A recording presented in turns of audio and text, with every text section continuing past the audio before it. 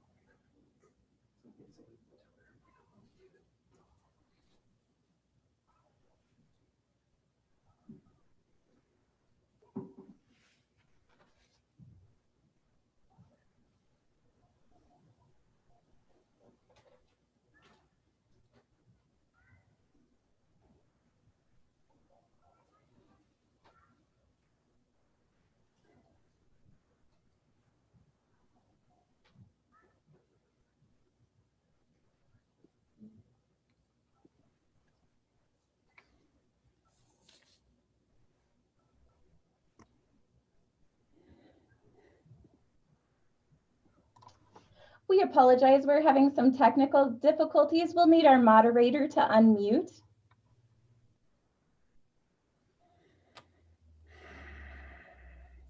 I don't know how I got muted, so shall I begin again? Yes, please. Let's start from the beginning. Thank you all for joining us. All righty. Well, we've had a few challenges here, but I think we finally got it working. Good evening. I'm Rhonda McBride, your moderator for tonight's U.S. Senate and House Candidates Forum. And first of all, we want to welcome KMXT radio listeners and those of you who are tuning in from other public radio stations across the state, as well as those of you who are joining us online. The debate is hosted by the Kodiak Chamber of Commerce and KMXT Radio, and it is the only debate in our state devoted exclusively to fisheries. This is a tradition that goes back more than 30 years, and tonight's program is historic because it's the first time that the debate is being held in the virtual realm, accessible to people everywhere. So we have two forums for you tonight. The first is in which two U.S. Senate candidates will face off: the incumbent, Senator Dan Sullivan, a Republican, and his challenger, Al Gross, an independent. The second forum features statements from candidates in the U.S. House, Congressman Don Young, as well as his challenger, Elise Galvin. Now, as we get to each round of this debate, I will go over the ground rules. But first, I would like a promise from each of you to abide by our ground rules. So please, at this point, give me a thumbs up as your pledge that you will abide by the time limit. So let's see that. Very good. Remember that, everybody. So at this point, we are going to begin with opening statements. Senator Dan Sullivan, since you are the incumbent, we will let you go first. Then in each subsequent round, we will rotate who leads off so that each candidate will have a turn at being first. So let's get started. Each of you have 1 minute to introduce yourself. Senator Dan Sullivan, please begin. Thank you, Rhonda, and thank you, the Chamber and everybody else at Comfish, to making this happen. 6 years ago, I stood on the stage at Kodiak High School in this debate and made several commitments to all of you, and I've kept them. I'm a man of my word. From permanently fixing ridiculous EPA regs that hurt our small fishermen, getting real action on transboundary mining issues, cleaning up our oceans, creating historic trade relief for Alaska fishing communities, approving the King Cove Road, and being a leader on the Commerce Committee on fisheries issues. We've all gotten big things done together. I also committed to so many of you that despite the unprecedented challenges of the COVID-19 pandemic, we would have a fishing season this year, and we did. I'm honored to have received UFA's endorsement. Heck, even my opponent credits me with, quote, being responsive to fishermen's concerns. So thanks, Al. Opportunities and challenges remain in the sector, in this sector that's so important to our economy. The Pebble Mine is— Al Gross, it's your turn now.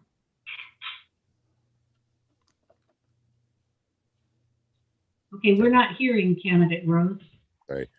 Yeah, thank you. I want to thank the Kodiak Chamber, Dan Sullivan for joining us, and all of you for tuning in from home. I'm Al Gross, and I'm an independent. I'm a doctor, and I'm a commercial fisherman, and I'm a lifelong Alaskan. My father was the Attorney General for Governor Jay Hammond, and together in bipartisan fashion, they created some of the state's most iconic programs, including the PFD. My mother was, of course, the founding director of the United Fishermen of Alaska. When I was 14, I took out a loan to buy my first commercial boat, but halfway through the season, the engine broke down, and I ended up having to sell the boat to pay back the loan. It was a hard but valuable lesson to learn at such a young age. I don't just understand your issues, I've lived them, and I know that Alaska can't afford Dan Sullivan in the Senate for another 6 years. We've paid too high a price. Dan consistently votes in favor of Seattle-based companies and corporate donors. He claims publicly that he opposes the Pebble Mine, but he's telling his corporate donors an entirely different story. He can't be trusted to tell the truth. He can't be trusted to put Alaska ahead of the special interests, and he certainly can't be trusted in the U.S. Senate. As your senator, I will bring an independent voice to Washington. I would really appreciate your vote. Thank you. Thank you. Your time is up. All right, so we move on to our next round. And in this round, we will pose questions to the candidates. And these have been crafted by Kodiak Chamber's Comfish Alaska Committee. And it's a process that began with requests for input from across Alaska from those who are involved in fisheries, so widespread input. Each candidate will have 1 minute to respond and then have a 30-second rebuttal. And we will, at the end of the round of questions, allow opportunity for further response. That is, if we can stay on time. So we begin this round with candidate Al Gross. You have 1 minute. And the question is, the North Pacific is experiencing unprecedented ecosystem changes in the Bering Sea and the Gulf of Alaska because of climate change.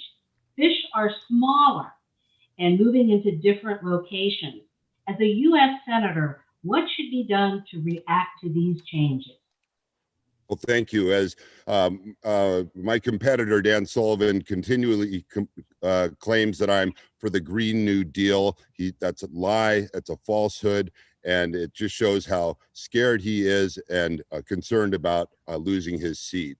I'm very concerned about climate change. It's a big issue here in the state. Our fish are migrating north. There's been widespread catastrophic failure of our fisheries this summer all across the state, from Chignik all the way down to southeast Alaska.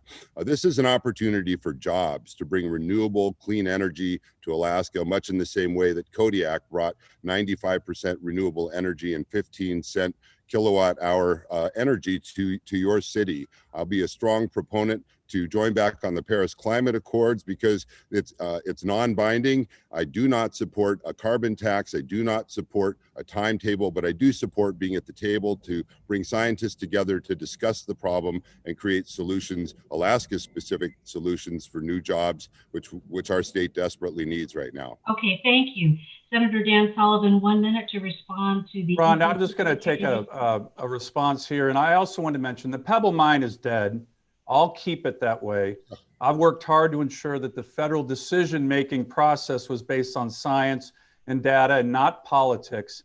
And we need to maintain the sustainability of our oceans. And I've been a leader on some of the key environmental problems facing our state. Ocean acidification, for example. I've gotten over $65 million from NOAA to study that, focused on climate change. I've also been the leader in the Senate on another huge issue. That's the marine debris issue with my Save Our Seas Act and our Save Our Seas Act 2.0, the most comprehensive ocean cleanup legislation ever, on the verge of being passed in the House and Senate. So we need to make sure these challenges are addressed, but not used to lock up our fishing opportunities, like a Green New Deal for the oceans, and many of the far left groups pouring millions of dollars into my opponent's campaign are just for that agenda. He will empower that agenda that will shut down fisheries in the name of the environment. And I think that's bad for Alaska and bad for our fisheries. Remember, you gave me your thumbs up. Your time is up.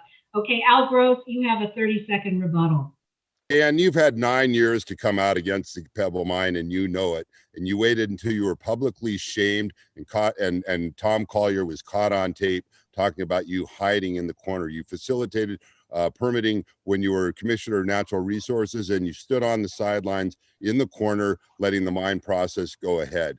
You've taken $35,000 worth of campaign contributions from the Pebble Mine executives and subsidiaries of the Pebble Mine. Why? You should give back the money, Dan, if you're so outspoken about how you're opposed to the Pebble Mine. Give back the money. Thank you. Dan Sullivan, 30-second rebuttal. And Al, you know, the mine process did go ahead. I came out and I made sure it was rigorous based on science, not politics.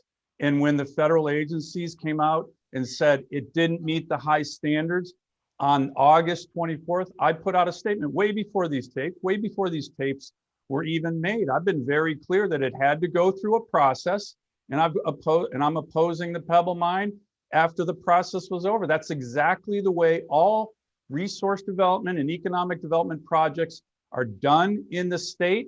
And in this case, it worked. In this all right, we are out of time. The right decision came out after the process, and I'm opposed to the Pebble Mine way before these tapes were even made. All right. You know, if candidates go over, I will give candidates more time, the opponent, and give them extra time if you continue to go over, just so you're put on fair notice here. So let's move on to our next question. And this question will be answered first by Senator Dan Sullivan. And the question is, the fishing industry has been put on notice that there is a lack of funding to maintain the current stock surveys in the Bering Sea and the Gulf of Alaska.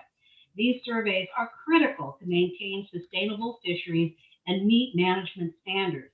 In addition, many stocks of groundfish and shellfish are moving into new areas of the northern Bering Sea. How will you work with federal agencies for continued and increased funding for stock surveys? 1 minute, Senator Sullivan. So Ron, in my leadership on fisheries issues in the Senate, I've been advocating for consistent surveys. We need actually more surveys. I've been pressing NOAA, and I was able to get the NOAA administrator, Chris Oliver, to be the head of NMFS, an Alaskan, but to make it so we're having 6 regular surveys, not just 5, including surveys in the northern Bering Sea because there is more fish activity up there. But during COVID, NOAA decided they weren't going to do surveys. This was a huge mistake. We have pressed everybody from the head of NOAA to Chris Oliver that they have to come up with a plan for next year. And we have fully funded that plan. But I have put a hold on the head of the NOAA administrator, his confirmation, until I get a written policy on the new plan for next year. These surveys are critical, and I've been a strong advocate for them throughout my Senate career. All right, thank you very much. Al Gross, you have 1 minute to respond to the question about the lack of funding for stock surveys. Yeah, well, stock surveys are absolutely critical in order for us to get a maximal sustainable catch from the ocean. And this year, the surveys didn't happen, not because of funding, Dan, but because of COVID-19, which continues to rage all across our state and our country. Today, we had more cases in Alaska than ever before. 2% of the American population has tested positive. We have 220,000 deaths in our country. There's a lot more to come, and this is a very slow-moving tsunami, and we need to get a grip on this pandemic first. Of course, we need to fund the surveys. That's absolutely critical. I'll be a strong supporter of that because I believe we should harvest the maximum sustainable catch. All right, thank you. Senator Sullivan, you have a 30-second rebuttal. Well, again, we're very focused on getting these surveys done. The 5.1 million that Senator Murkowski and I got, in addition to what was needed, is going to go into next year's surveys. But I would agree with Al that the COVID is a very serious issue, which is why when I helped write the CARES Act, it had so many things focused on our fishing communities. Unemployment insurance was for fishermen. The PPP, a $300 million fund for fishermen. Unfortunately, my opponent called it a bailout, which it certainly wasn't for the fishermen in the communities who needed it. So I'm going to continue to focus on that. Thank you. 30-second rebuttal, Al Gross.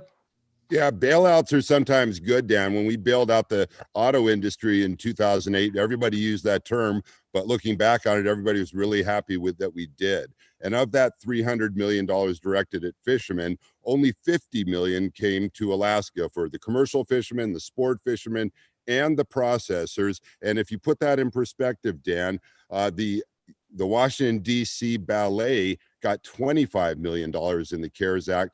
Alaska fishermen only got 50 million. That's not a whole lot for Alaska fishermen in the big picture. All right, thank you. Al Gross, we are going to stay with you for our next question. Do I get, Rhonda, do I get a 30-second on that? Don't I get a 30-second? So you had your 30-second rebuttal. So I believe that's correct. But we will continue on, and if I've made an error, we will come back and give you more time. All right, so the next question is the Magnuson-Stevens Act. It's scheduled for reauthorization in the upcoming Congress. It is the law that outlines the foundation for sustainable fisheries, science-based fishery management, and annual catch limits. Do you favor changes to the Magnuson-Stevens Act? And if so, what would your priorities be? And we begin this round with Al Gross, 1 minute.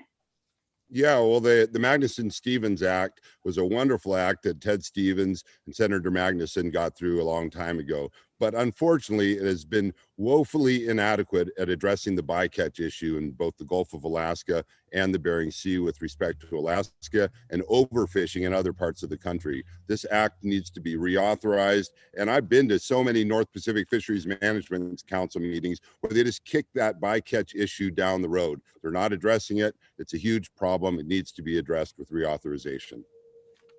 All right, and you do have an extra 30 seconds. But I guess we're going to move on. We will go to Dan Sullivan, 1 minute response to the Magnuson-Stevens Act question. Well, so Rhonda, we've been looking at the reauthorization of the Magnuson-Stevens Act. I've held over 6 different hearings on it. And certainly what I heard from the Alaska fishermen is it's important, but first do no harm. This is a really important piece of legislation. It's working generally well for our communities, but there are things that we can be looking at, more science-based data that relates to how we manage our stocks, subsistence use with regard to the MSA, and many other things that we are looking at. But here's the big issue. When we were looking at moving forward on this, the House changed. Nancy Pelosi took over. My opponent actually celebrated Pelosi's taken over of the House. And right now it's too risky. The House has so many radical ideas for our fisheries about shutting them down that opening the MSA right now with regard to what the House would put forward, I think carries a lot of risks. And I think that's one reason that we're still focused on it, but we're going to take a look that makes sure that we protect our interests in Alaska. Okay, we go to Al Gross for a 30-second rebuttal. Yeah, thanks. Dan, you've been calling me a liberal this whole campaign, and I'm sick of that. You're making up lies and falsehoods about that. I'm a lot more fiscally conservative than you'll ever be with your tax cuts to your billionaire brother and your father and other super rich people across the country. You nearly doubled the national deficit before COVID-19. I believe government should stay out of people's personal lives in every way possible. I believe in a strong and enforceable immigration policy, and I'm not about to take away anybody's guns or ban anybody's weapons. So if you think that's liberal, I disagree. I think that's Alaskan, Dan. Dan Sullivan, 30-second rebuttal. Al, right now, with regard to the groups that are backing your re-election, some of the most radical far-left groups that with regard to fisheries would have an agenda to shut down our fisheries and lock them up the way that you are looking at with regard to the Green New Deal that you're focused on. So these are issues that the people who are backing you right now have an agenda that is so far left and anti-Alaska. It's something that you're trying to hide from, but I think that it's something that Alaskans are waking up to. Okay, we begin our final question in this round. Both of you have expressed opposition to Pebble Mine. As senator, what tools would you use to ensure that this large-scale mine will not be developed? Please tell us clearly what you will do to stop this large-scale mine. Senator Sullivan, you have 1 minute. Well, Rhonda, as I mentioned, the Pebble mine is dead, and I'm going to keep it that way. We went through a process where I made sure that Alaskans' voices were heard and that we would not trade one resource for another, and that this decision was going to be based on science and data, not politics. That is what happened. The federal agencies, the Trump administration came out and said that it can't move forward, there won't be a permit. I agreed with that and have opposed the Pebble mine. Unfortunately, my opponent is the one trying to make politics out of it after these tapes came out. My statement against the Pebble mine was way before these tapes. It was after the process that occurred for all economic development projects in our state. And I'm going to make sure that the Corps does its job. And if it doesn't, then the EPA should do its job. This project is dead and it's not going to move forward. All right, Al Gross, you have 1 minute. Yeah, well, think back there, Dan. Ted Stevens was a very strong supporter of the process as well, but it didn't take him long to say, wrong mine, wrong place. And you've been waging war against subsistence ever since you launched yourself on the scene here in Alaska as Sarah Palin's Attorney General. And you tried to overturn or push on overturning the Katie John case. And you've continued to do that with your passive support of the Pebble mine, which threatens subsistence rights out in Bristol Bay. There's a Coast Guard permit that can be blocked by Commerce. And when I get to the Senate and I get on the Commerce Committee and I hold the gavel, then I am going to stop that permit from happening because, of course, President Trump came out against the Pebble mine purely for political reasons and just kicked this down past the election. But I guarantee you he has every intention of revisiting it if he wins the election. All right, Dan Sullivan, you have a 30-second rebuttal. Well, look, that's just not true. I mean, I was part of I made sure that this process, as I mentioned, was based on data and science, which is what we want all projects in Alaska to go through. And all economic development projects have to do that. When the agencies came out and said that this would threaten the very important aquatic resource, that's when the process ended. And that's when I said, I'm absolutely opposed. To wait to go through the process as we do on all projects, I think in this case or in other cases was the right way to do it. And right, I'm opposed to the mine, and it's not going to happen. Okay, we have included in this debate some time for additional follow-up after some of the rounds. So we are going to give each candidate 1 minute to follow up on anything that we've talked about so far. And we begin this round of follow-up with Dan Sullivan. You have 1 minute if you'd like to add to anything that you've said so far. Well, look, Rhonda, in terms of the Magnuson-Stevens Act, I think that it's actually very important that we continue to look at ways in which we are going to possibly reform it. But here's another issue that I think is a really important one for people watching to know. As I mentioned, if you have a situation where the Democrats, where Chuck Schumer is put back in charge, you look at their national agenda. It is an agenda that is anti-Alaska. It's anti-resource development.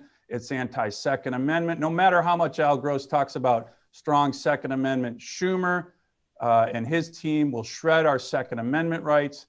And it's also going to empower the new head of the Commerce Committee, Maria Cantwell, to be chairman. She is somebody who has been going after, for example, the 6-5 majority that we have on the council. She will put the Seattle-based interests in the lead. And that's part of one of the major reasons that if we have Democrats in charge, Schumer in charge, Cantwell running the Commerce Committee, our fishing interests are going to be significantly jeopardized. Okay. All right. Thank you very much, Dan Sullivan. Al Gross, anything you'd like to follow up on? 1 minute. Yeah, well, Dan brought up campaign contributions, and let's go there. I've had overwhelming support from individuals all across the state and all across this country. People are excited about sending a doctor with a master's in public health to the United States Senate, especially in the midst of COVID-19. Unlike you, Dan, I don't accept corporate PAC money. I am not beholden to corporations. And if this was a NASCAR race and you and I were both drivers in it, you would have corporate sponsor patches all over your jacket, starting with your family's billionaire RPM company, the plastics industry, the chemical industry, big pharma, Trident Seafoods, big oil on your hat. And I saved a spot right here in the middle for Pebble Mine right there, because of course you've been sponsored by them. Give back the money, Dan. I'm not beholden to any corporations. The only patch I'd have on my jacket is the people of Alaska. And by the way, Dan, I'm not beholden to the Democratic Party. I'm an independent, and I will remain that way when I'm in the United States Senate. And if you think I have any intention of turning Alaska into a park, you're wrong. All right, thank you. Your time is up. All right, so we are done with this round. But before we move on to our next round, I'd like to thank a few of our sponsors. That is the City of Kodiak and the Kodiak Island Borough, the Alaska Whitefish Trawlers Association, the At-Sea Processors Association, Bristol Bay Native Corporation, and the Bristol Bay Regional Seafood Development Association. Now, in this round, each candidate has a chance to pose a question to the other. So each of you will have 30 seconds to frame your question for your opponent, and then your opponent gets a 1-minute response, and then you have a 1-minute rebuttal, and then your opponent has a 1-minute rebuttal. So that's how we go. And so we will begin this round with Al Gross. You have 30 seconds to frame a question. Yeah, in August 23rd, 24th, and 25th, there were some live fire exercises from the Russian Navy in our exclusive economic zone in the Bering Sea. You gave up the chairmanship of the Fisheries Committee so that you could have the gavel for the Security Subcommittee. The Coast Guard or the DOD was aware that this live fire exercises were going on and yet failed to notify the fishermen fishing out in the Gulf. It was a terrifying experience for them. It was a costly experience for them. One of them had to steam away for 5 days, and it cost them hundreds of thousands of dollars. All right, you are out of time, sir. All right, so we will go to Dan Sullivan next. Al, one of the big reasons I ran is because the previous administration cut defense spending by 25%, did not take our interests in the Arctic seriously at all. And as a U.S. Marine, a colonel in the Marines, still serving, I made sure that one of my top priorities was to rebuild our military and to come back with a strong Arctic policy. We are doing just that. We're building icebreakers. We've had $1.6 billion in military construction in our state, and we're rebuilding our military. The people that you would empower, Bernie Sanders, Chuck Schumer, they want to gut our military. I just debated Bernie Sanders on the floor of the Senate. By the way, you donated to Bernie Sanders on his cut the military amendment. I beat him 70 to 25, but you're going to empower people who want to cut our defense spending. I have built it up. I've been serving in the military my whole career. And right now, the best way to deal with the Russians in the Arctic is to have strength. We will have weakness if you empower Schumer and get elected. I've been focused on rebuilding our military, particularly in the Arctic, and I'm going to continue to do that. Al Gross, 1 minute to rebut.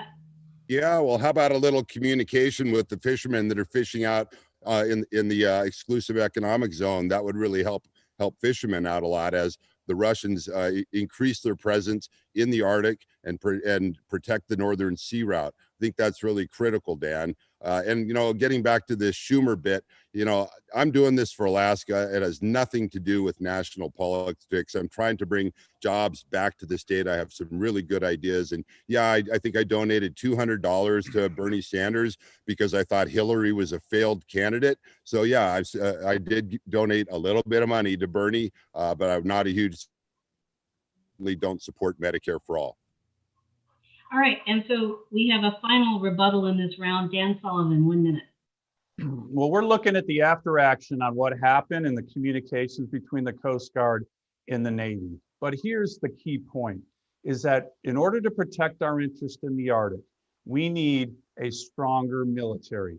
I ran for that reason, and we have had major success I just had the Secretary of the Navy up in Alaska. I brought him out to Ketchikan. He went to Kodiak. He went to Adak. What was he doing? He was looking at putting the icebreakers that I got authorized, 6 polar class icebreakers 2 years ago in the defense bill, to put them in Alaska. We're looking at home porting icebreakers. We're looking at building up our military. But here's the thing. If you're elected and Schumer becomes Senate Majority Leader, Schumer, by the way, was a co-sponsor of the Bernie Sanders defund the military amendment. That's what they called it. All this progress we're making on the Arctic, which is our future, will be at stake. You're going to empower people who are weak in our military, weak in our veterans, and I think that's very dangerous for our state. Senator Sullivan, you begin the next round of questioning. It's your turn to pose a question. You have 30 seconds to frame your question. So, Al, the League of Conservation Voters have a clear anti-Alaska agenda. It's anti-ANWR. They support the Green New Deal. They want to cut back or keep North Slope Arctic OCS unavailable. They were against the King Cove Road. They were for huge Western Pacific Regional Management Fisheries Council monuments. Yet you said you were thrilled to receive their endorsement. What part of their transparently radical anti-Alaska agenda thrills you? No, I'm happy to accept anyone's support in this race other than corporate corporations, unlike you, Dan, and I'm not beholden to any corporations and won't be when I get to the U.S. Senate. I think everybody watching here knows that I've said many times I support development in the 1002 in ANWR, and I know how important oil and gas has been to the state, and that we wouldn't have the permanent fund or the dividend. There's so many other projects here in the state. And yeah, I'm going to keep us from drilling offshore oil rigs in Bristol Bay, and I don't support drilling offshore in the Arctic because it's too fragile. But I will support many, many other development projects here in the state because I know how important resource development is here in Alaska, and will continue to support that. So people are welcome to donate to my campaign on an individual basis, but you, on the other hand, I'm sure would be willing to drill in Bristol Bay, just like you were willing to let the Pebble Mine go by. Dan, you're hiding in the corner on this Pebble Mine. I think you need to come out of the closet on this. Dan Sullivan, 1 minute. So look, Al, you know, you can keep saying what you want on Pebble. I came out, I'm opposed to it on August 24th after the process ran. That's the facts. But here's the broader topic. And it's the people who are not only backing you, but who you would empower. If you look at what is happening with the National Democratic Party, particularly Chuck Schumer, Bernie Sanders, people that you would empower, they have a clear anti-Alaska agenda. They're against ANWR. They're against drilling in NPRA. They are for monuments that would harm our fisheries. They are against the Second Amendment. They want to gut our military. And this is their agenda.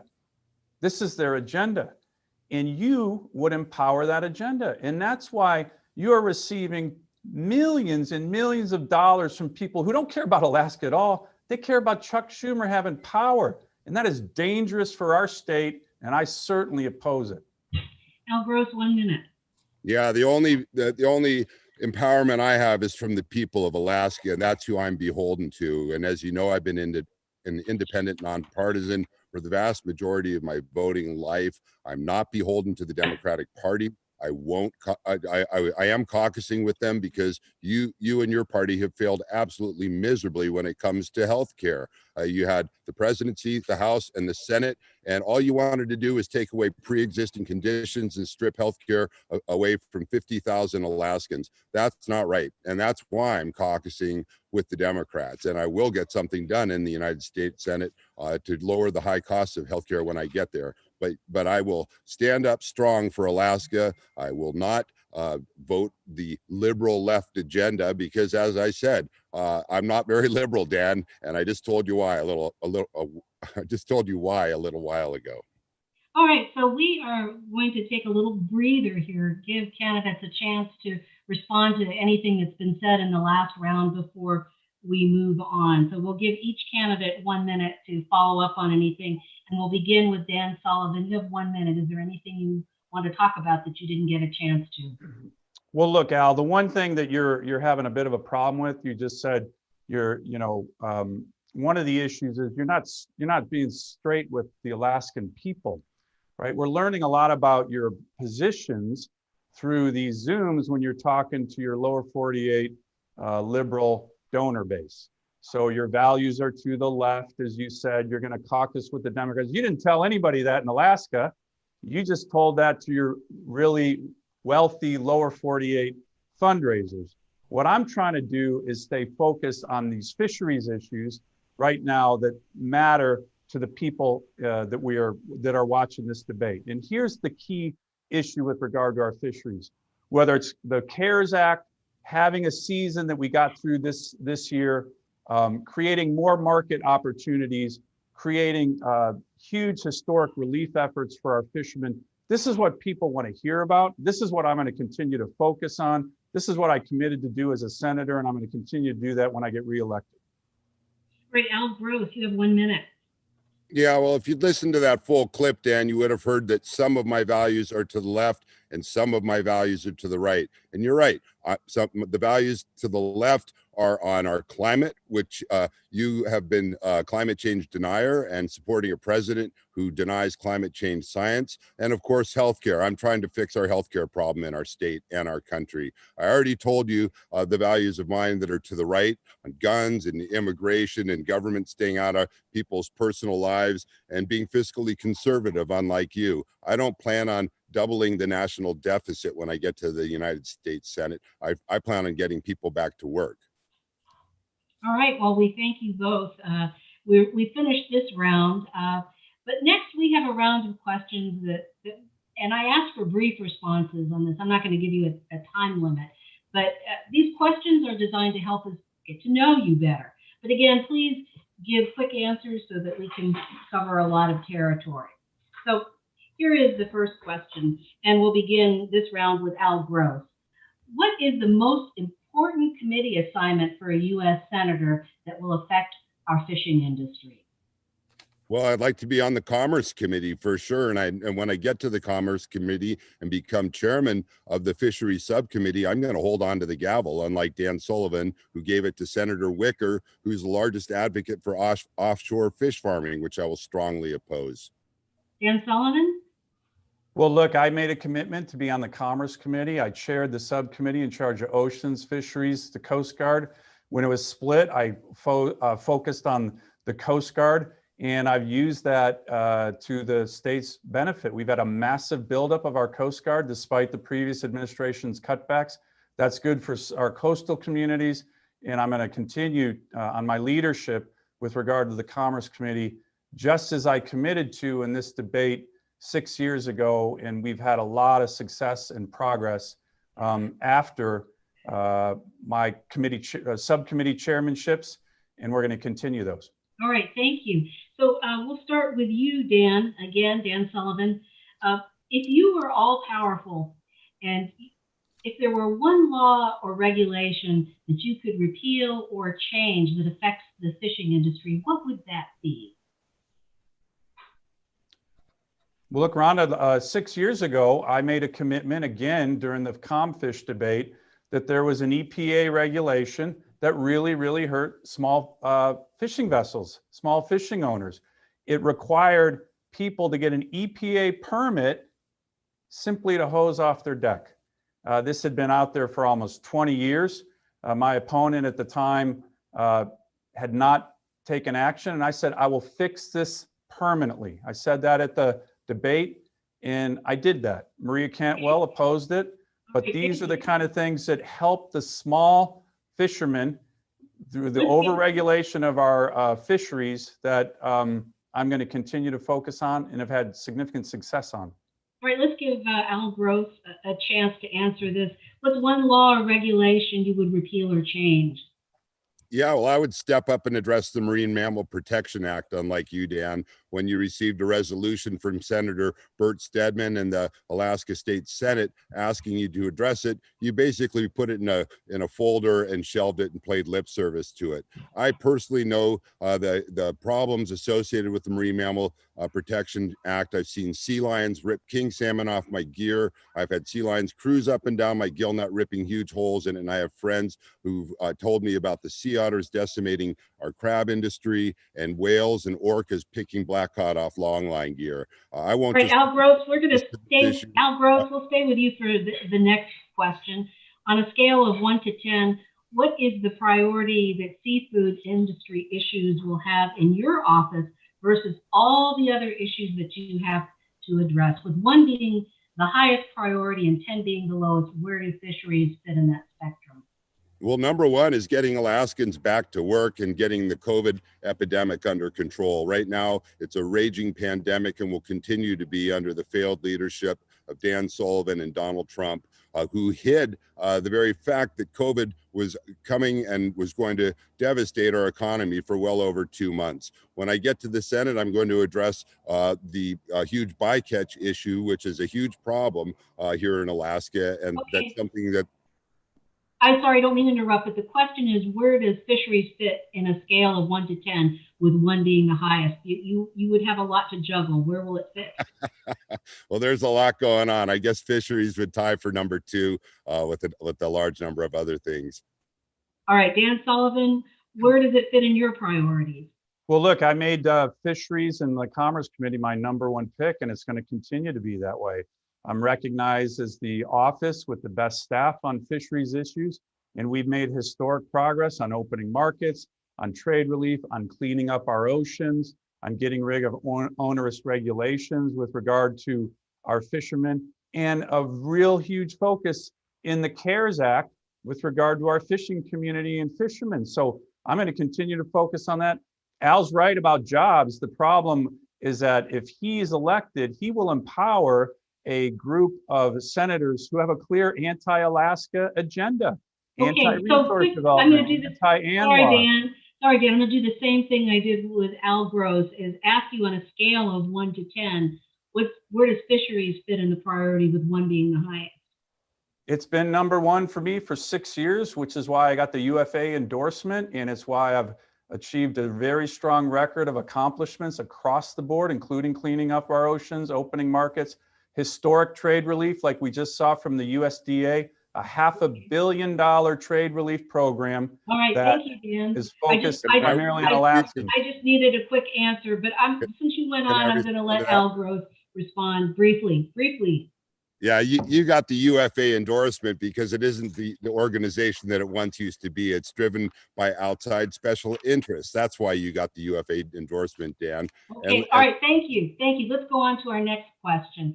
And this is kind of designed to see how much each of you knows about the fishing industry.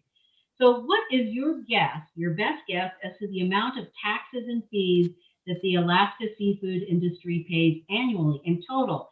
A, 110 million, B, 170 million, C, 200 million. What's your guess?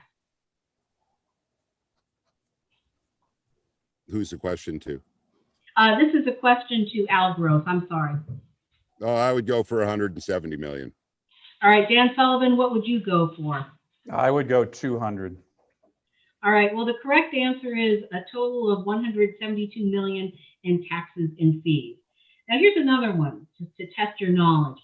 Approximately how many direct jobs are provided by the Alaska seafood industry? A, 40,000, B, 59,000, C, 100,000. Dan Sullivan, what's your best guess? I would say 59. All right, Al Gross, what's your estimate? Well, it's not 59, it's 59,000, Dan. That's what I meant, Al. Thanks. That's what he meant. All right, well, both of you were very close. It's 58,700. Now I have one more question for you, and we'll begin this round with Dan Sullivan. How many commercial fishing vessels are home ported in Alaska? A, 9,000, B, 15,000, C, 20,000. What's the correct answer? I would say 15,000. All right, Al Gross, what's your guess? I would say 20,000. All right, well, both of you are wrong. The correct answer is more than 9,000. All right, Al, hey, at least we can agree on that. We were both wrong. All righty. Well, this completes our getting to know you round. And before we move on, I'd like to take time out to thank a few more of our sponsors because there were 13 in all. And 3 additional sponsors are Freezer Longline Coalition, Fishing Vessel Owners Association, and the Groundfish Forum, the Groundfish Forum. So in this portion of our debate, we're again going to return to questions that have been crafted by the Comfish Alaska Committee, with input from Alaskans all across our states that are involved in the fishery. And we'll follow the same format as before. You'll have a 1-minute response with a 30-second follow-up opportunity. And we begin this round with candidate Al Gross. And this question has to do with timber. The Tongass National Forest roadless rule protects key salmon habitat. Rollback of the roadless rule allows an increase of mining and timber harvest with risks to fish habitat at a time when climate change is already stressing our salmon population. Do you support or oppose the roadless rule boy, that's a tongue twister, the roadless rule roadback? I should have practiced that. Exempting the Tongass. Why or why not? 1 minute. Yeah, I strongly support an Alaska-specific version of the roadless rule, and I would like to see the timber industry return to Alaska in a sustainable fashion. I don't support widespread clear cutting of old growth timber. So what I do support is value added product coming from Southeast Alaska. I grew up in the Tongass, and there's opportunities for jobs in Prince of Wales, Ketchikan, Wrangell, and Petersburg. Those people want jobs, and I think we can do it in a way that's environmentally sensitive, of course, staying away from the watersheds. And I'd like to see the timber industry return to Alaska, but I don't want to see the way they were when I was a kid. Okay, you were cutting out, so could you wrap up your last sentence, Al? Yeah, I said I don't want to see whole logs in log rafts being sent off to Japan like when I was a kid. Okay, Dan Sullivan, 1 minute for a response. Well, this is another area that we've gotten historic progress made for our state, and we're going to get the full exemption. It's been supported by Democrat and Republican senators and governors for years, for decades, to create a more diverse economy. But again, here's the difference in this debate. Al Gross and the people who are supporting him, the millions of dollars supporting him, have a very different agenda. If he empowers Schumer and this radical agenda, particularly anti-environmental agenda, in Washington, they'll shut this down. So this is what I'm talking about, an anti-Alaska agenda. Yes, we can do this responsibly with regard to the roadless rule, culverts and things that will protect our fisheries and salmon spawning grounds. But this is the kind of progress we've made. And yet it's all in jeopardy if the radical left that has an anti-Alaska agenda that my opponent will empower, this accomplishment will be reversed. And that's one of the reasons I'm very concerned about the direction with regard to this race. You're out of time. You have 30 seconds for a rebuttal. Yeah, well, as I said before, the only thing I'm empowering when I go to the United States Senate is the people of Alaska. That's the only thing that I'm beholden to. I don't have any corporate sponsorship. I don't owe the Pebble Mine or RPM or any other company any favors by going. And as I said, I will stand up for Alaska. I have no intention of turning Alaska into a park.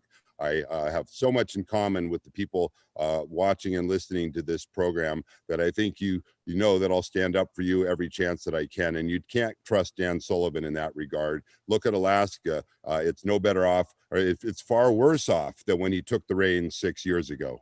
Okay, Al, you're out of time. Dan Sullivan, 30-second rebuttal. So Al, first on corporate PACs, you're getting money from Democratic senators who get corporate PACs, so they're just hiding it. It's dark money, and so you're being, very dishonest there. But look, What do you mean we didn't get anything done? We just got that done. The roadless rule. We got ANWR done. We have made huge progress with regard to our fisheries. We're rebuilding our military. We're doing massive rebuilding of our Coast Guard in the communities in Southeast and in Kodiak. Over $400 million of investment for Coast Guard development, more ships. When I came into office, the Coast Guard was going to cut vessels in Alaska. Now we have more. This is all the progress we've made, and it's all at stake right now with regard to this election. Sir. All right, let's go to our next question, and we begin this round with Dan Sullivan. So we stay with you, and this question has to do with Arctic policy. What are your plans for Arctic policy as it relates to fish stocks moving north, funding for surveys, and aggressive actions by the Russians, including threats to our fishing fleet? What other issues need to be considered, such as increased commercial traffic, oil spill response capabilities, and territorial disputes? 1 minute. Well, Rhonda, thanks for the question, and I'll just build on how we talked about it already. The Arctic is the future for Alaska. And again, one of the reasons I ran was that the previous administration had cut defense spending by 25%, and they had no interest in a serious Arctic strategy. We have changed that. We have rebuilt our military. As I mentioned, we're building icebreakers now. And so this is what's at stake. We need to home port those in our state. We need to continue to have strength. That's the best way to deal with the Russians. And as it relates to Arctic fisheries, there's challenges, of course, but there's opportunities. We need to make sure we're looking at these issues in a scientific manner with local input with regard to what the opportunities are. But I've been pressing NOAA to do a regular Northern Bering Sea surveys because there's opportunities for commercial fishing, maybe even in CDQ groups further north. Right now, there's no fishing in the Arctic Ocean, but there are opportunities that we need to look at. But to me, the Arctic is the future, and it's a bright future. Okay, but we this are is a out big of difference time. between the two different parties and two candidates. So we go to Al Gross, 1 minute. Yeah, well, there's no question the Arctic is the next frontier for Alaska and for America as the Arctic thaws out. And the only way we're going to be a leader in Arctic policy is if we're at the table. And as China declares itself a near-Arctic nation and Russian activity becomes more and more, we need to ratify the Law of the Sea Act if we're going to legally stake claims out beyond the continental shelf claims beyond the exclusive economic zone. Right now, China, Russia, Canada, Norway, Iceland, Finland, they've all ratified the Law of the Sea Act. They're on the boat and driving the boat. We're in the water bobbing up and down in the wake, Dan. And if we don't ratify that, we're not going to be leaders. Senator Murkowski is in favor of ratifying the Law of the Seas because tax considerations that were addressed back in the Reagan days have long since been addressed. It's time to ratify the Law of the Sea, get out of drowning in the water, and get on the boat. 30 seconds. Yeah, the Law of the Sea still has a provision that gives the UN taxing authority, and I think that that's inappropriate. We should do an amendment to it, but we need to address that. That's still in there. But again, it goes back to the issue. I just debated the people you're going to empower. Bernie Sanders, Chuck Schumer had an amendment to the NDAA to cut defense spending across the board by 15%. That's what we're looking at. That will devastate our military in Alaska, our Coast Guard in Alaska, and I'm not for that. I'm for continuing the progress we've made. That's how you make the Arctic the future of Alaska. Al Gross?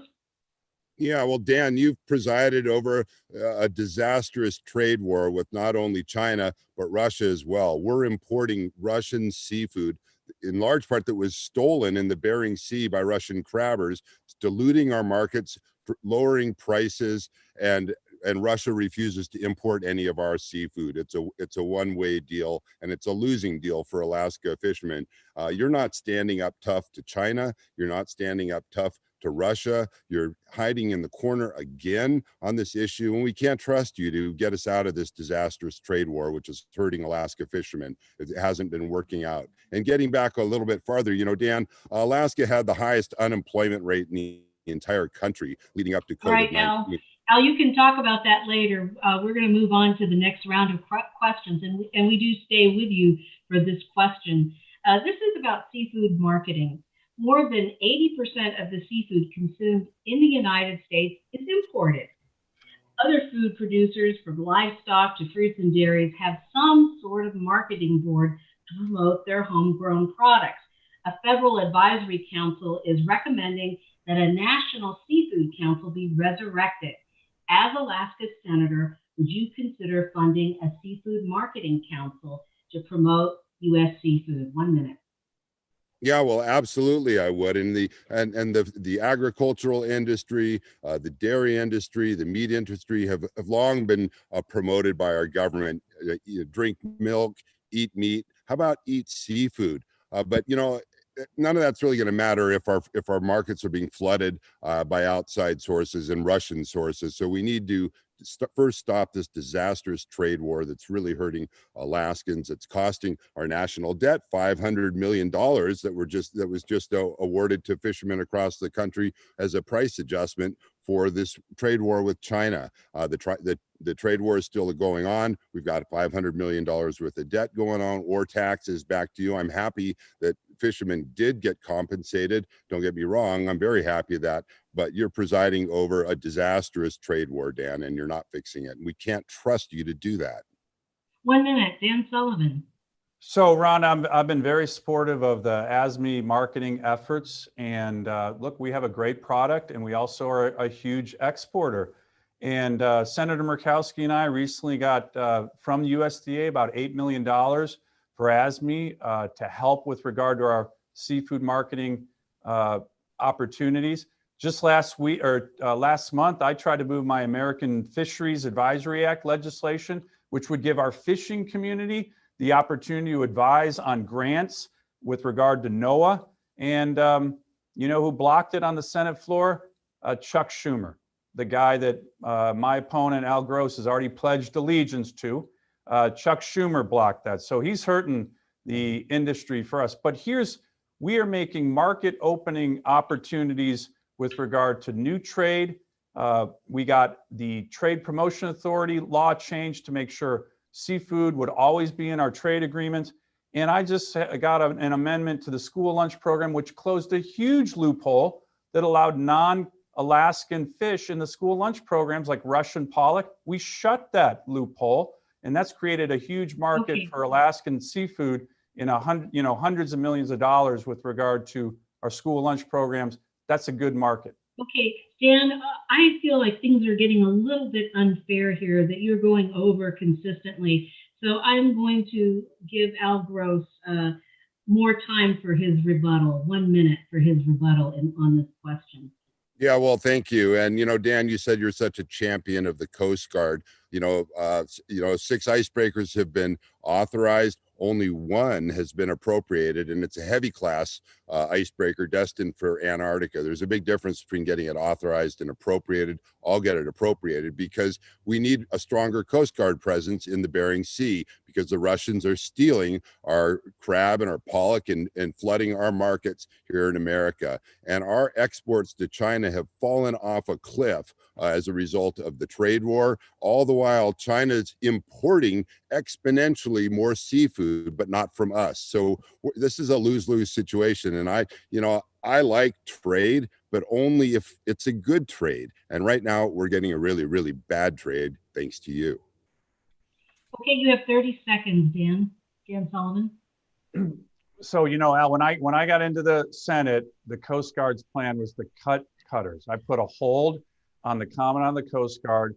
So they wanted to go to 6 cutters throughout Southeast. We're now going to be at 8. So we are rebuilding the Coast Guard throughout the entire state. That'll be at risk, again, if the people that you would empower are going to cut our military, which is what they will do. We are going to continue to work at opening markets. We are doing that. The China issue with regard to the trade, for phase 1 of the trade agreement, it's focused on seafood. There's big opportunities there as they implement. Okay, thank you. Now, we include this little breather here to give each of you an opportunity to say something that you wanted to say about the last round and didn't get a chance to. So we will begin with you, Dan Sullivan. Anything you'd like to discuss in the last round? 1 minute. You know, you had mentioned Seattle interests. One of the things that I've been very focused on as Alaska's senator is focusing on our our coastal communities, not the big Seattle fishing interests that would be empowered if Maria Cantwell becomes chairman of the Commerce Committee. How have we been doing that? The CARES Act, that was very, very focused with regard to our fishing community. The PPP program, which you called derided as a bailout, unemployment insurance, all of these things, and the $300 million Fisherman Relief Fund. We had an additional COVID package about a month ago, targeted package that had an additional $500 million for our fishermen. Unfortunately, Chuck Schumer, who you pledged your allegiance to, filibustered that. We've also had historic trade relief for our fishermen in the new $500 million USDA program. 16 of the 19 products in that program are for Alaskan fishermen. All righty, and Al Gross, 1 minute for you to respond to anything that you haven't had a chance to talk about. Yeah, well, and that's $500 million more to our national debt because you're unable to fix the trade war against China. That's why that money is in place. And of the $300 million of the CARES Act for fishermen, only $50 million came to Alaska fishermen. That's 15% of the money when we produce 60% of the seafood. And as I said again, Dan Sullivan keeps trying to tie me to AOC and Nancy Pelosi and Chuck Schumer. You can tie me to Alaska, Dan, because that's who I'm always going to stand up for. And I don't think you need to give me a lesson about the coastal communities in Alaska. I was born and raised here and grew up all on the coastal communities, and I sure as heck would have stood up and yelled when their ferry system came under attack and continues to have been under attack. I think there's funding available through the FAST Act, and if there isn't, then I'm going to work really hard to introduce legislation to help promote saving the ferries. Kodiak had no ferry last winter. Cordova had no ferry last winter. I know how critical the transportation system is all on the coastline, and you've done nothing to stand up for the state on that. All right, Dan Sullivan, you have 1 minute to follow up on anything you'd like to follow up on. So look, you're actually right on the FAST Act. In 2015, we passed a 5-year highway bill. It was a huge piece of legislation for infrastructure in Alaska, and it had very significant funding for the ferry system. And that was the first 5-year highway bill that had been passed in over almost 20 years. We just passed another bill related to, out of the committee, in the Environment and Public Works Committee, with regard to surface transportation that also focuses on the ferry system. So we're working on the ferry system with regard to transportation down in Southeast. But Al, let me go back to the Coast Guard. Like I said, when I got into the Senate, the plan was, and again, this is from the previous administration, 7 cutters going to 6. I stood up for Alaska. I put a hold on the confirmation of the Commandant of the Coast Guard until he committed to 8, spread out through all different communities. We now have over $400 million in Coast Guard investment in Southeast and in Kodiak. That's great for our communities. I'm going to continue to work on that. All right, thank you. 1 minute, Al Gross. Yeah, so congratulations on the Coast Guard, Dan, but there's certainly no Coast Guard presence up in the Bering Sea during the live fire exercises in late August. Total drop the ball. There is very little Coast Guard presence up there. You know, you've gotten 1 icebreaker appropriated. It's heading south to Antarctica, based out of Seattle. We need a deep water port in Nome. We need a stronger Coast Guard presence in the Bering Sea. And you know, I appreciate your efforts on the ferries, Dan. But look at Cordova and Kodiak and Cake and Angoon and all the other communities along the coast of Alaska. You didn't help the ferry system one bit last winter. All right, so we begin our next round. This concludes our round of questions posed to the candidate. And we have another round here in which you can pose questions to each other. It's very similar to the way it ran before. And Al Gross, you will be the first to start off this round. You have 30 seconds to frame a question, and then Dan Sullivan will have 1 minute to respond, and you will have a 1 minute rebuttal, and then Dan Sullivan a minute rebuttal. So go ahead, 30 seconds to frame your question. Yeah, I'm just going to ask you again about that Pebble Mine, Dan. Are you going to return the $35 million you received from the Pebble Mine executives and their subsidiaries? Are you going to return the Pebble Mine money? You expect us to believe you and trust you on these issues? Return the money, and if you're not going to, please tell us why you're not.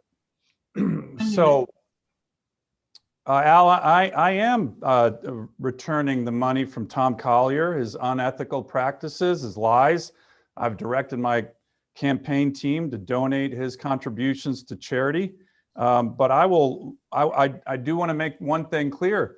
You know, when you look at where your donations are coming from, it is heavily focused right now on dark money, on super PACs, millions of dollars. All the Alaskans are seeing it flowing into our state. And, you know, I think you should be looking at returning the money of some of the most far left anti-Alaska organizations in the country who would imperil our economic future. So from my perspective, the issues that we need to be focused on is who has a vision for our state that people support. Jobs, resource development, robust fisheries. That's been my record, and that's what we're going to continue to focus on. All right, 1 minute, Al Gross. Yeah, you've presided over a failed economy here in Alaska, Dan, and you've been a one-man wrecking ball to the Alaskan economy. Under your senatorship, our PFD is dwindling down to zero. You know, I grew up around the birth of the PFD. It's something very, very important to me, and we're not going to have a dividend if we don't have a robust economy. It's been failing leading up to COVID-19, and now it's really failing because you're being dishonest to Alaskans and Americans and have failed to show leadership when it comes to COVID-19. The reason why I've gotten so much support nationally is because I have a plan to fix healthcare in our country, in my state, and to get jobs back to this state. All my contributions are from individuals, not corporations, and I'm not beholden to corporations, unlike you, when I get to the Senate. And yeah, a lot of people around the country have contributed to my campaign, including people from organizations like the League of Conservation Voters, but I'm not beholden to them in any way, shape, or form. I'm beholden to the state of Alaska. One final response from Dan Sullivan, 1 minute. Well, Al, you talk about the PFD, and you know, with regard to resource development, the people that you would empower have come out against ANWR. They've come out against drilling on federal lands, the NPRA. They have come in favor of national monuments.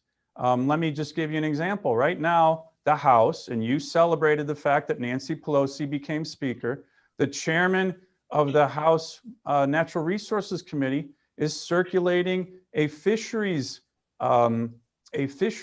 proposal that would put 30% of the EEZs for fishing off limits, a huge monument around the Pribilof Islands. And so this is what we're looking at, a shutting down of our fisheries because of these radical groups. You've also received recently $9 million from Act Blue in your campaign, one of the most far left organizations in the country. They don't care about fisheries. They care about getting power, and that's dangerous. You're out of time. All right, so we begin another round. Dan Sullivan, we stay with you. You get to pose a question to your opponent. 30 seconds to frame that question. So, Al, the CARES Act passed 96-0, and yet you released a TV ad deriding this law as a bailout, even though you're the leader that you've pledged to support, Chuck Schumer and Bernie Sanders, who you've donated to, all voted for it. Here's my question. Why would you run an ad calling the CARES Act a bailout, and then when you were on Kotzebue radio, say you never did that? Why would you lie to Alaskans? And given how the CARES Act helped our fishermen, helped small businesses, even though you derided people taking, or even though you derided the CARES Act, would you have voted for the CARES Act or not? Okay, Al Gross, since Dan Sullivan went over by quite a bit, we'll give you an extra 30 seconds to respond. So you have a minute and a half to respond to this question. Yeah, well, thank you. And as I said before, Dan, the word bailout does not necessarily mean a bad thing. And I think that a lot of people in Alaska and across this country needed the federal government to step in and provide relief, and I would have been a strong supporter of that. But I would have been a lot more careful going through that bill to make sure there wasn't all the fraud and abuse that occurred as a result of it. And I would have made sure that Alaska commercial fishermen received a lot more than $50 million when the Washington, D.C. ballet got $25 million. I mean, seriously, come on. Supposedly you step up for commercial fishermen. I would have gotten a lot more money in that act. And Alaskans and Americans are going to need a lot more help as COVID continues to ravage our country and our state. This is a slow moving tsunami. This is going to be present for a lot longer than President Trump is alluding to. It's going to be a long time before we have a safe, effective vaccine to control this virus, and the effects on our economy are going to continue well into next year. I don't see you doing anything to stop this virus. In fact, I see you going to a lot of fundraisers without masks indoors. There's lots of pictures of that. You need to provide leadership.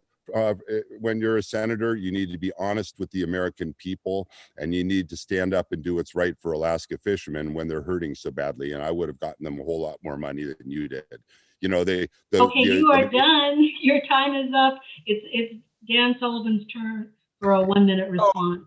So Al, I guess that's a yes, right? I mean, I didn't really understand it, but to the point, even though you called it a bailout, you derided it, you would have voted for it.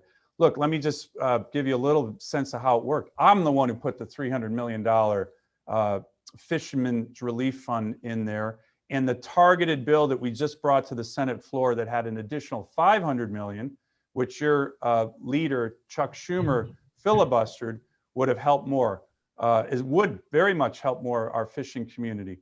With regard to the ballet, your ad had a lot of fun with that. That was your leader, Nancy Pelosi, and her allies, who you celebrated that you were happy that they retook the Senate, or I'm sorry, the House. That was put in by Nancy Pelosi. So, sometimes you have to deal with these issues, even if you don't like it, particularly during an emergency. The estimates by the University of Alaska was that CARES Act and the PPP may have saved up to 114,000 jobs just in our state. And I think it was important legislation, and I'm proud to have helped craft it, particularly the help we gave to our commercial fishermen. All right, 1 minute, final response, Al Gross. Dan, you say you're such a huge advocate for commercial fishermen. You gave up the gavel of the fisheries subcommittee. That to me would be the ultimate prize, and I'd be so proud to represent Alaska commercial fishermen if I held that gavel. I don't know why you gave that up, and I don't see you standing up for Alaska commercial fishermen on the issues that matter the most to them: the high prices of pharmaceuticals, the incredibly high price of healthcare, and trying to allow them to get back to work in the midst of a worldwide pandemic. I'll be a much stronger advocate for Alaska commercial fishermen than you can ever even imagine. And yeah, I'm going to provide relief funding to people in Alaska as this virus continues to ravage our economy. You can call it a bailout or a relief. You can call it whatever you want, but people need help when they're hurting, and I'll stand up to do that. All right, thank you. And this concludes our final round of candidate questions to each other. We have a final round of questions that have been crafted for our candidates, and you will have 1 minute to reply, and then each of you will get a 30-second follow-up. So we begin this round with candidate Al Gross. And let me get my question here. This is about seafood tariffs. It has been 2 years since President Trump started a trade war with China, previously Alaska's biggest seafood customer. Last year, Alaskan exports to China were at the lowest level since 2010, and the average tariff paid by the Alaskans on seafood going to China is 38%. By comparison, Norway, Russia, and Canada pay an 8% tax. What will you do to improve trade relations with China to help Alaska's seafood industry? And that is a 1-minute response. Well, you're right. China imports from America are falling off a cliff. All the while, their consumption of seafood and importation from other countries is climbing exponentially. I wouldn't stand back and be silent in the corner like Dan has been on the Pebble Mine, that's for sure. And I sure wouldn't be silent and in the corner when it comes to the trade war with China. I'd be calling the president. I'd be knocking on the door of the Oval Office virtually every day, standing up for Alaska fishermen in this situation. Dan, you've totally dropped the ball on this. You're not speaking up on this issue. You're hiding. We can't trust you on this issue, and you're certainly not standing up against China. 1 minute. So I would say that, Rhonda, the way you described that, China has been in a trade war with unfair practices with regard to the United States for decades. And, this administration actually standing up and taking on unfair Chinese practices, in my view, is long overdue. Sounds like Al wouldn't want to do that. Sounds like Al would be a dove to China. I've been a China hawk, and I will admit that. And I recognize that some of the retaliation that's happened has impacted sectors across America, including our seafood sector. So what I've worked to do, A, is get trade relief. We had tariffs that were put on exports coming back from China. I got those removed, over $300 million. So I was very active on that. And then historic trade relief that was needed with regard to USDA, with regard to the Section 32 purchases from USDA, over 150 million. So we're working on relief. And then, as I mentioned earlier, opening markets in other areas where we've had a lot of success from our fishing interests. 30-second rebuttal. Yeah, you call it trade relief, Dan, but what it is increase to the national debt. You call yourself fiscally conservative. It's not fiscally conservative to have all that trade relief money adding to the national or to our federal deficit. What we need to do is end the trade war with China so that we can increase our exportation to China. And you're not actively working to do that. I would be putting my fist down every single day. I'd be furious that this is going on because it's going directly to the debt. It's going to be taxes to the people. The people need relief because of this trade war, but the priority is the trade war. Your time is up. Dan Sullivan, 30 seconds. So Al, I've actually had several of our Alaskan fishermen saying this USDA trade relief is one of the most historic things we've had. It's focused on small businesses or small fishermen, and it's $500 million. And I guess you're saying you wouldn't support it. Well, I got it done. And in the meantime, we are opening markets all across other parts of the world.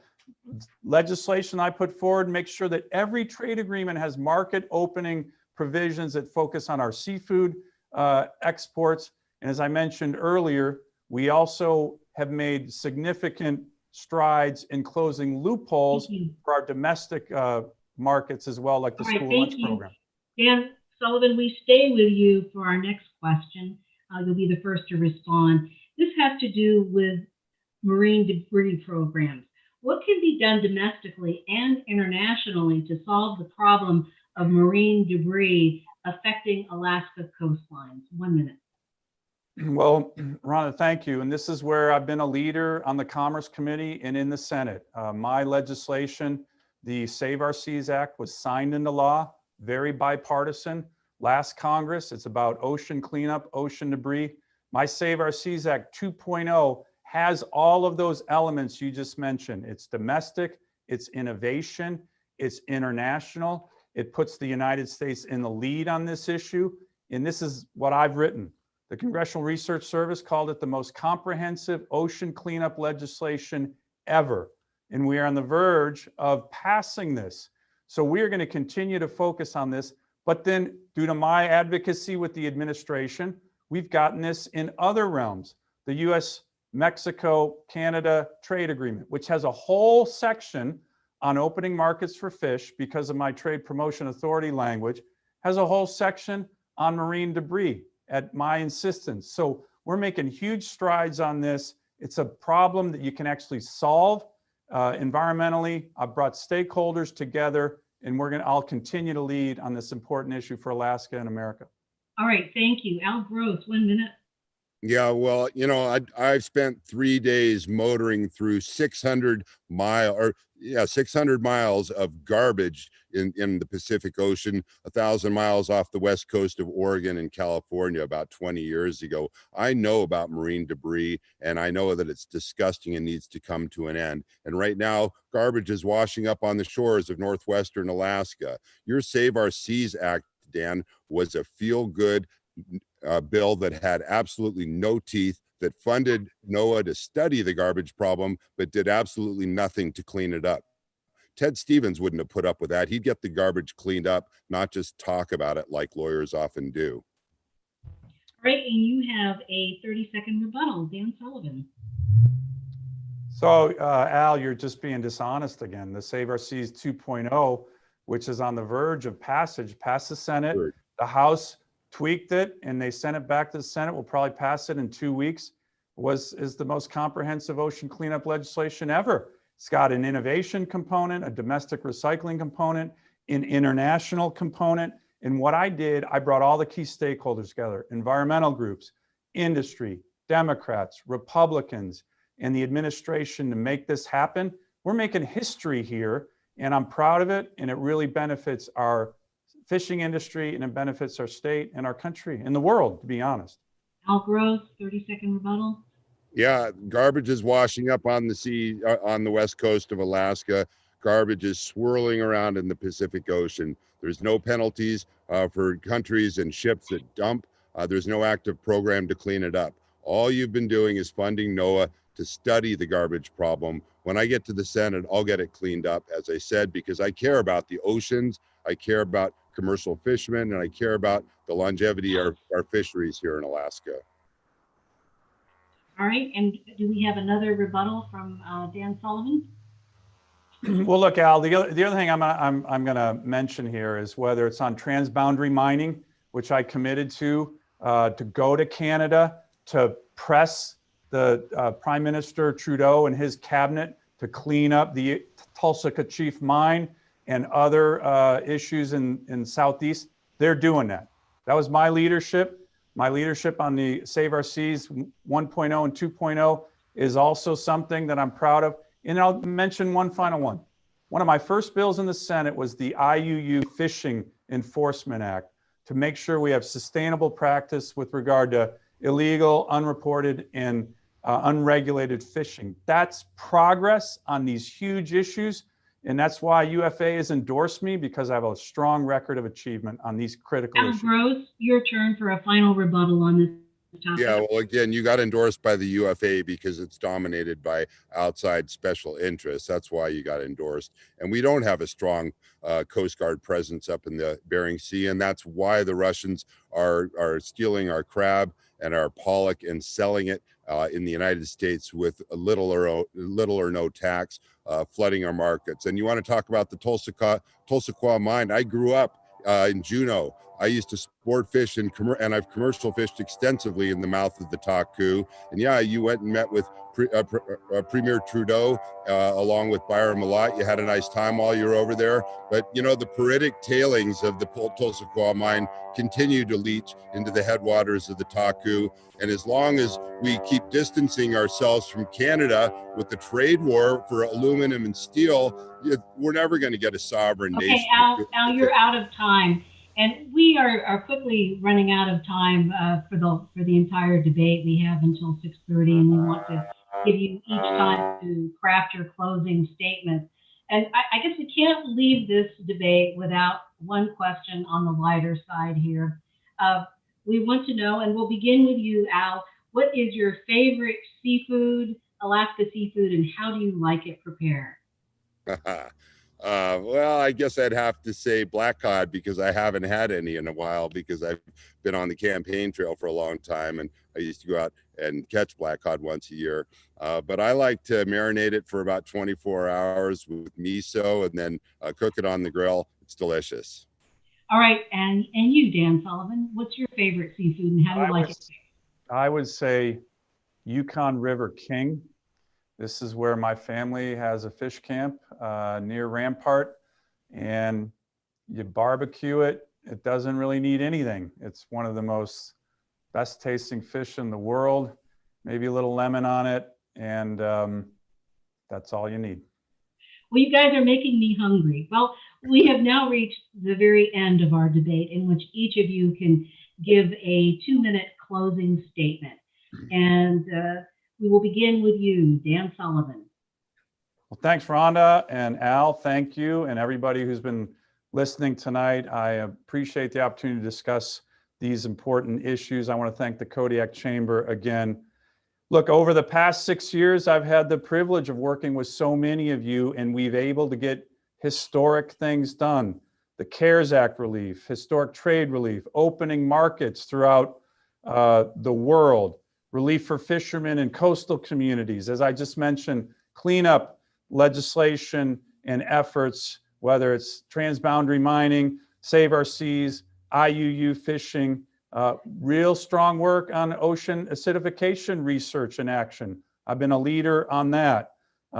Massive investments with regard to our Coast Guard in coastal communities that will strengthen the ability of Alaska to take advantage of the opportunities with regard to the Arctic. I want to build on this positive agenda. It's an agenda that I'm honored to get the endorsement of UFA, and it's an agenda that I think has enormous benefits for our fishing community. Let me just mention my opponent.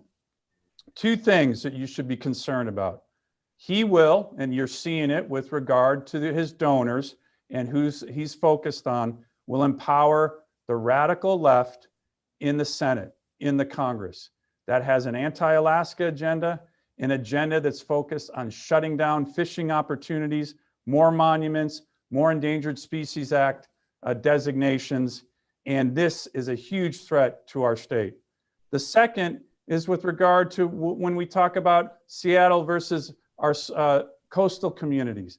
If he's elected, Chuck Schumer becomes Senate Majority, Maria Cantwell will be chairman of the Commerce Committee. Her large corporate Seattle interests will drive fishing priorities there. I have stuck up for Alaska's interests. I will continue to do so. I'm proud of my record, and I would be honored by your vote. Thank you. Al Gross, 2 minutes. Yeah, well, thank you once again to the Kodiak Chamber for hosting this debate, to Dan Sullivan for taking the time to have a real conversation about some important real issues, and to all of you for tuning in from home. I'm headed to Kodiak on Monday and Tuesday, and I hope I'll be able to see many of you in person while I'm there. Elections are about choices, and they're about opportunities for people to decide who they want to represent them.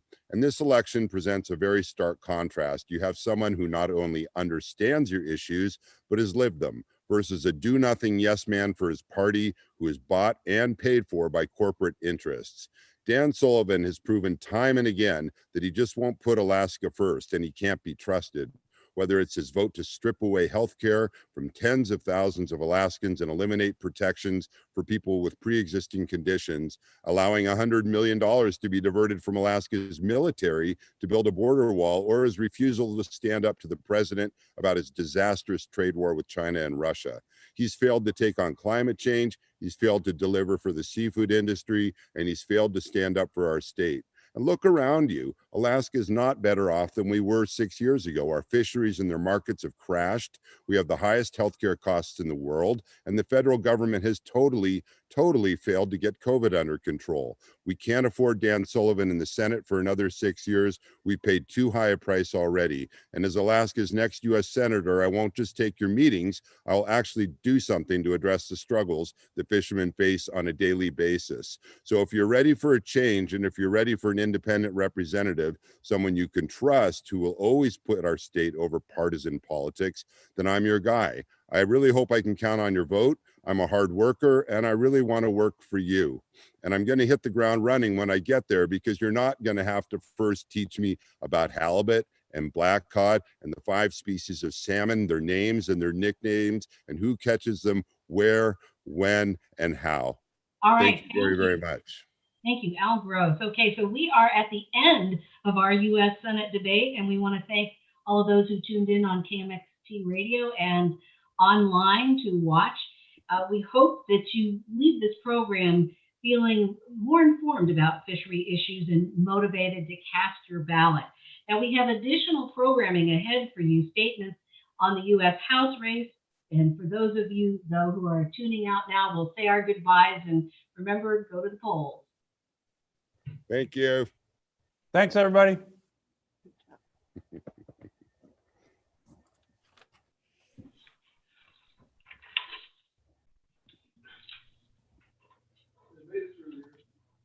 So when do we continue with the second portion of our programming? If you would let me know, I'll begin. We can begin now. All right, thank you.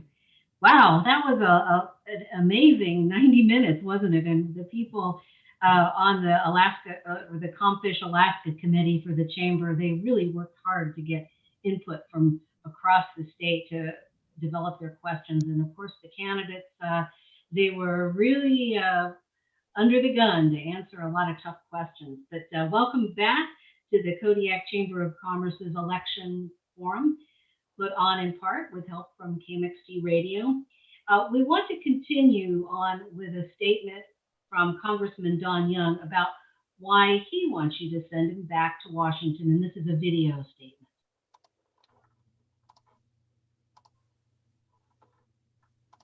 Hello, I'm Congressman Don Young, and I want to thank Kodiak Chamber of Commerce for inviting me to have this video.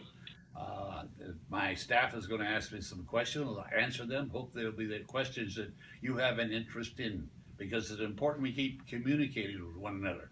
So my staff now will ask the first question. Why did you introduce SOS 2.0 in the House, and how will this legislation help Alaska? Well, for those who don't know, the legislation actually started with Dan Sullivan. I introduced the same bill. He passed it out of the Senate and comes over to the House. We have sent it back to the Senate now, because this is probably one of the most important issues that will affect Kodiak or all our coastal community, and it's called trash. We actually dump in, I think, every minute, a full dump load of plastics into our ocean. And this is a bill to try to attempt to reduce that amount and make sure that we have maybe recycling aspects, and we start cleaning up our ocean. That means that our fish won't be contaminated. Right now we're finding out through science that some of the plastics are deteriorating and the fish are eating them. There's been some speculation it may cause the smallest of size. I don't know. But I know this, having plastics in the ocean is bad, and that's what this bill does. It corrects the trash problem, it begins the cleaning up, and it'll be successful for the state of Alaska and the rest of the nation too. What is being done to help the seafood industry? Seafood industry in Alaska was really hit hard by the pandemic and by the way the taxes.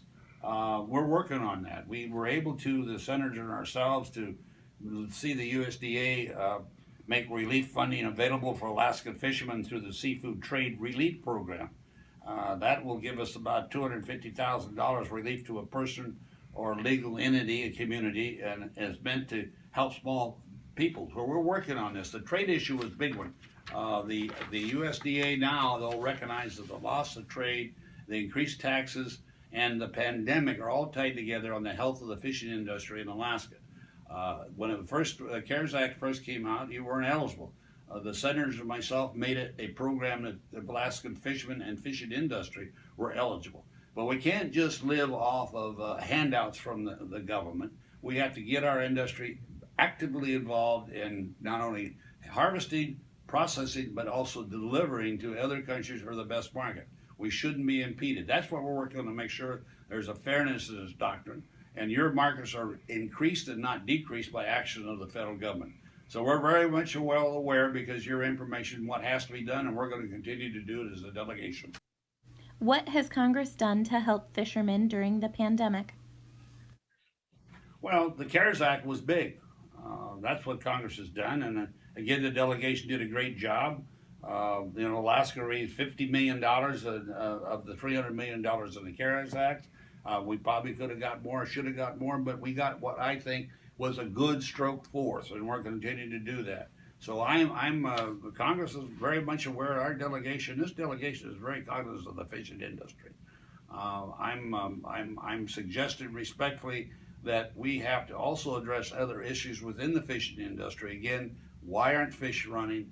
Why are some smaller? All those things we have to work through NOAA and through our private science to make sure that we have a continued renewable resource for the benefit of Alaskan fishermen and fishing processors.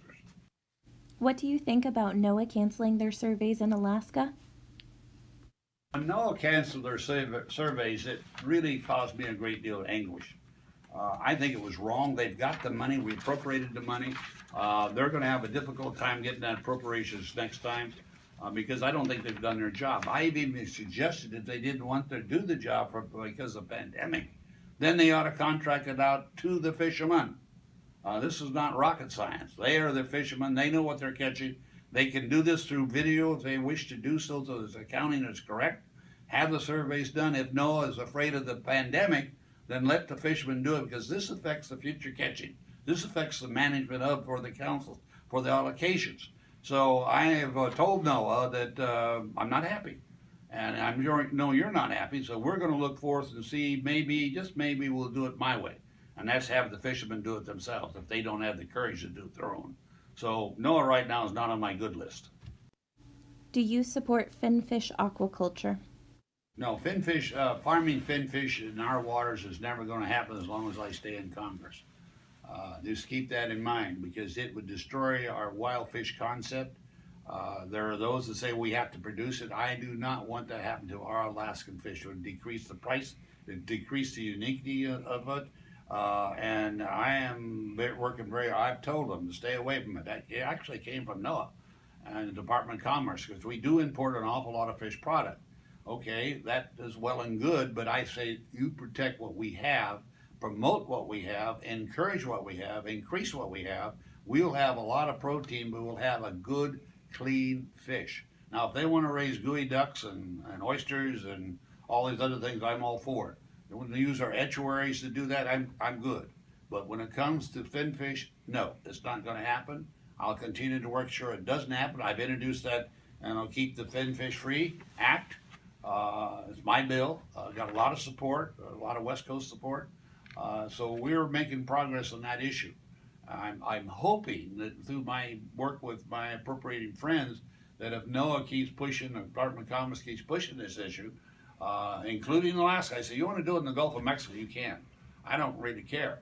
But don't do it in Alaska. Wild Alaskan salmon is the best-selling fish and the best fish for America. So we're going to keep that. That's my position. I hope you understand it, and I do believe we'll be successful. Please speak to the Alaska ferry system and touch on what you've done to support it throughout your career and what actions can be taken in the future. You know, the ferry system is a very complex issue. It should be solved, and we can be solved. When you ask what I've done for the ferry system, I'm a little bit disappointed because when I was chairman, we put the money in, call it a federal highway. And we had a lot of money. It goes to the ferry system through the state transportation committee or department. And that's been somewhat successful. I believe where the ferry system has failed, we didn't maintain or upgrade our fleet. We spent money because we had oil money and we didn't recognize that this is a utility and we haven't really taken care of it. So we got a bunch of old ferries. We got an old system that's being run by the Department of Transportation. They have done a very poor job. And I'm arguing, I've told all over Southeast Denver where we got to change the management system. I believe it, very frankly, like the railroad. We would have an ability to make it a better running operation. And, some people don't like that idea. They want to stay as they are, but it's not going to be continually financed by the federal government. This is a state system. I got the money to call it a federal highway system. And to maintain that, we have to start operating the ferry system. And that means another education program. The biggest challenge we have in the state legislative body that they don't really care about the ferry system, very frankly, because they are not served by the ferry system according to themselves. I'm arguing that ferry system maintains and it should be supported by everybody in Alaska. As things come into Alaska, leave Alaska, the ferry system has to be included. Now, some people say, well, why don't we just use air? Well, that's not a realistic approach. I'm arguing let's go and remanage it. Let's put some money in it. Let's, in fact, let's think about maybe having a fund set up statewide that supports the ferry system. Although the main supporters are those that do not have highway contact, it does affect the highway system. And I get really disturbed, very frankly, when I see people get in a car and drive from Anchorage to Fairbanks or Fairbanks to Anchorage, and they don't think that's subsidized. It is subsidized, and they don't pay anything. So I'm just suggesting we ought to look at the management system, we ought to finance it correctly, have a concept of delivering services to the communities that don't have highways. And we can do it if we just get off our duffs to do it. I want to thank you for having me on this vision or this film or this Zoom or this TV. I don't know what it is. But I do thank you for inviting me. I hope you appreciated my answers because we do have a challenge in this great state of ours. I'm willing to serve and take and provide solutions for you. If you have the solutions, bring them to me and we'll get it done. I do thank the Kodiak Chamber of Commerce. All right, so that wraps up Don Young, who is a Republican and an incumbent running for Congress. That wraps up his segment. And again, the chamber, when they asked the candidates to submit statements, didn't specify how they would be done. So each candidate, it was up to them to craft their video. And so we go now next to Elise Galvin, who is running as an independent. And here's her message to you.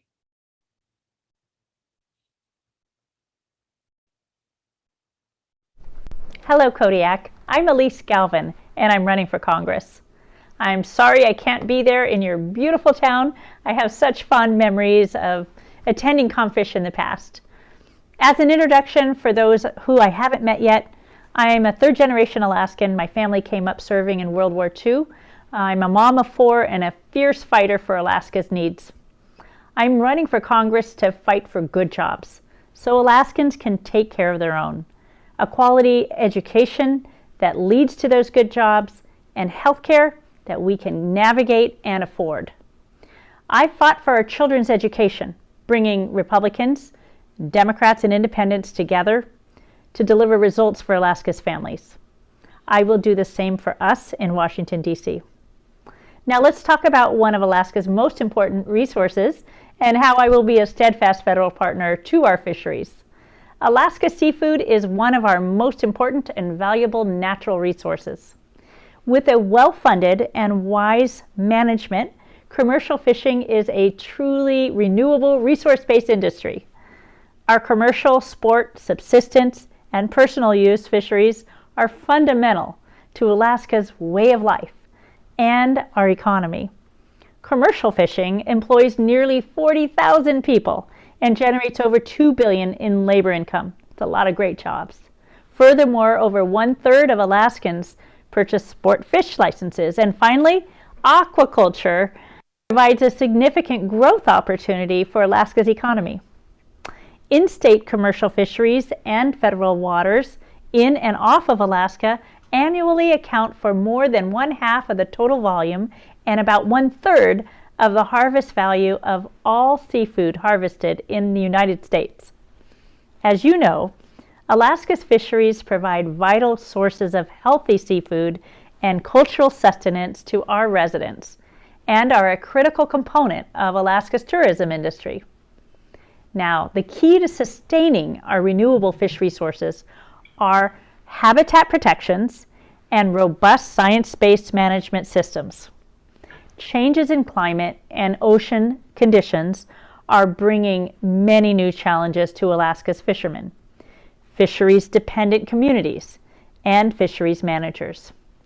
There is an increased need for targeted federal funding for research and for necessary relief to those affected by fishery failures.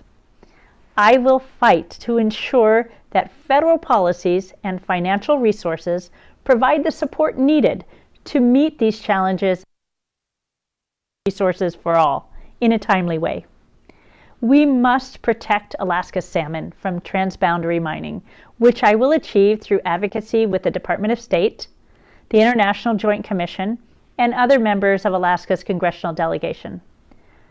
Unlike my opponent, I strongly oppose the Pebble Mine project because of its projected negative effects on Bristol Bay's fisheries. Both the congressional and the administrative branches of the federal government have an important duty to maintain healthy fisheries in Alaska. These include such diverse areas as NOAA's management and weather and climate programs, specific fisheries management legislation such as Magnuson-Stevens Act, the U.S. Coast Guard, and its critical role in fisheries safety and enforcement, environmental protection policies, federal trade and marketing policies, construction and management of transportation infrastructure, and federal funding that goes to the Alaska Department of Fish and Game.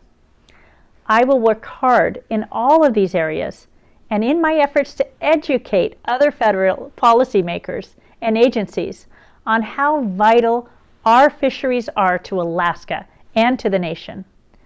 I will fight for funding and actions that support the long-term health of our fishery resources and to ensure that public input from Alaskans, from you, which is more important than ever in this time of rapid change, will be a part of federal decision-making processes. And we must be looking out for and incentivizing the next generation of fishermen. I look to champion new markets, experts, and expand mariculture opportunities for Alaska, which will create more jobs for young Alaskans to stay here and make good careers in fishing. I am ready to be your federal partner, and unlike my opponent, I will be in the majority and in a position to deliver what we need. Don Young used to be in power in Washington, but unfortunately, between being investigated for House ethics violations and being termed out from his committee chairmanships, his influence has dwindled. Don Young used to chair the House Transportation and Infrastructure Committee and was able to deliver funds for our highways, roads, and our fisheries. But because of his role in a corruption scandal, he was forced to step down. I am ready to serve you and your families and be in a position of power to actually deliver. I would be honored to earn your support and hear about how I can be a strong federal partner to you. To learn more from you, please give me a call at 231-5556. I want to hear from you, no matter which way you're planning to vote. Your stories, your input, and advice will allow me to serve Alaskans well in Congress. Please reach out. I'd love to talk. Thank you for your time, and God bless you and your families. All right, and that was Elise Galvin, who is running as an independent, and she is challenging Congressman Don Young. And that wraps up the Kodiak Chamber's 2020 U.S. Senate and House Political Forum. And we also want to thank CamXT Radio for bringing you live radio coverage. And just a few words here about this forum, because normally this forum is live, and Kodiak, as part of the Comfish Alaska Trade Show, has a huge crowd in the audience.